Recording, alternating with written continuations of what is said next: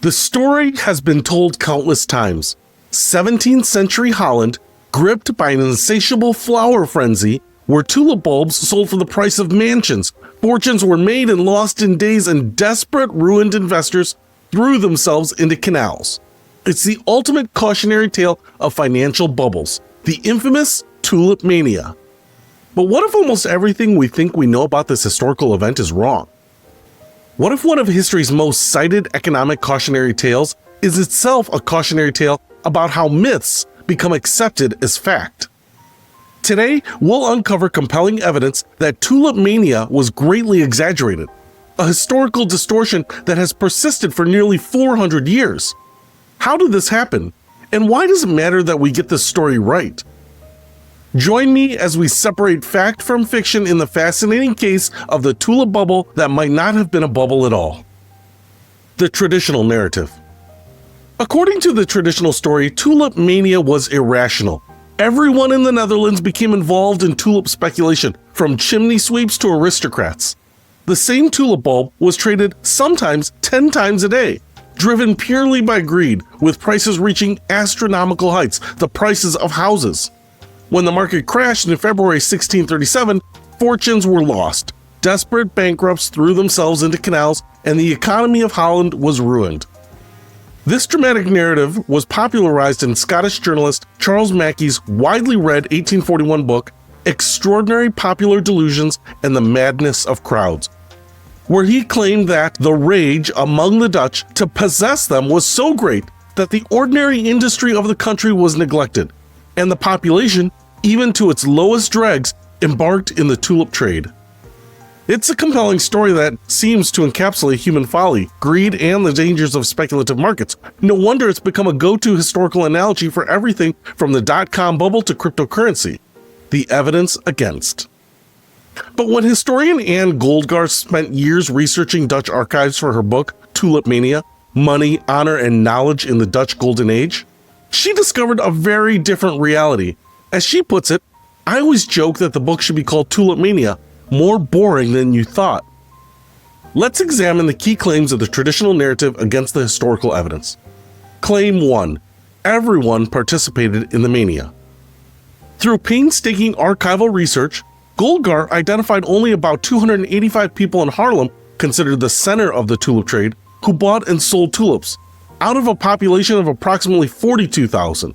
Far from involving all levels of society, the participants were primarily wealthy merchants and skilled artisans who could afford such luxuries. Claim 2. Prices were astronomically high. While it's true that the most expensive tulips cost around 5,000 guilders, comparable to a well-appointed house, Goldgar was able to identify only 37 people who spent more than 300 guilders on bulbs, roughly a master craftsman's yearly wage. Most tulips were far cheaper, and the top buyers were generally wealthy merchants who could afford such expenditures. Claim 3. Economic devastation followed. Perhaps most surprisingly, Goldgar states, "I couldn't find anybody that went bankrupt. If there had been really a wholesale destruction of the economy as the myth suggests, that would have been a much harder thing to face. The broader Dutch economy remained resilient. While some individuals faced financial difficulties, the overall economic impact was less catastrophic than often portrayed, with agriculture and trade sectors continuing to thrive." Claim 4. Trade was frenzied and irrational. Far from the image of frantic trading, historical records show that the tulip trade was relatively calm. Located in taverns and neighborhoods rather than on the stock exchange, it became increasingly organized, with companies set up in various towns to grow, buy, and sell, and committees of experts emerged to oversee the trade. Rather than bulbs being traded hundreds of times, Goldgar never found a chain of buyers longer than 5, and most were far shorter. The origins of the myth. So how did this exaggerated story take hold? The outlandish tales come from propaganda pamphlets published by Dutch Calvinists worried that the tulip-propelled consumerism boom would lead to societal decay. These religious moralists were concerned that such great wealth was ungodly and created satirical literature portraying tulip traders as foolish and greedy. After the market declined, the Dutch tradition of satirical songs kicked in and pamphlets were sold making fun of traders.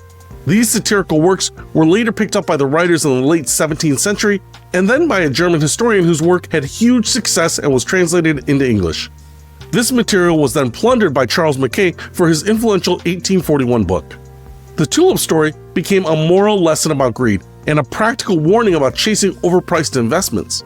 As Goldgar notes, religious concepts like pride goes before the fall have persisted in our cultural understanding of economic events. What really happened? If the traditional narrative is largely myth, what actually happened with tulips in 17th century Holland? The real story is more nuanced, but equally fascinating. Tulips were introduced to Europe from the Ottoman Empire in the 16th century. As the Dutch Republic experienced tremendous economic growth during its golden age, these exotic flowers became luxury items collected by wealthy merchants, along with paintings and other rarities. Of particular interest were broken bulbs, tulips whose petals showed striped, multicolored patterns. These effects were unpredictable, later discovered to be caused by a mosaic virus, making such specimens rare and highly valued by collectors. Tulips became a luxury item destined for the gardens of the affluent, and were initially a status item that was purchased for the sole reason that they were expensive. The merchant middle classes, seeking to emulate wealthier neighbors, also began collecting tulips. There was indeed a significant tulip trade, with high prices paid for certain bulbs. The market did experience a decline in February 1637, but this was primarily problematic because it undermined social expectations in a society where business relationships were based on trust. Economist Earl Thompson had studied Tulip Mania and concluded that it was a rational response to demands arising from contractual obligations. While Goldgar argues that it may not have constituted an economic or speculative bubble, though it was nonetheless traumatic to the Dutch for other reasons. Significance today. So why does correcting this historical narrative matter? The Tulip Mania story continues to be invoked whenever asset prices rise rapidly, from tech stocks to real estate to cryptocurrencies. As Goldgar observes, Tulip Mania gets brought up again and again as a warning to investors not to be stupid, or to stay away from what some might call a good thing. But using a distorted historical example leads to misunderstanding of how actual financial markets function. When we examine what really happened with tulips in 17th century Holland, we see not irrational madness, but a luxury market functioning according to its own logic.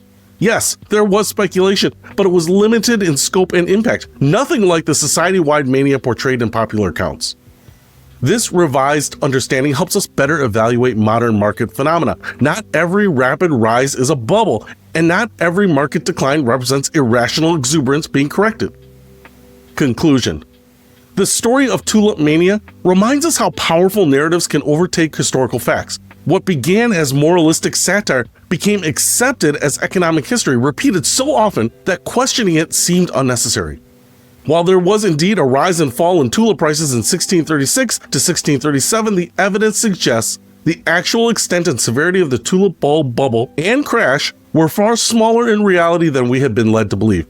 Perhaps the most valuable lesson from the tulip story isn't about financial bubbles at all, but about how we construct and perpetuate historical narratives.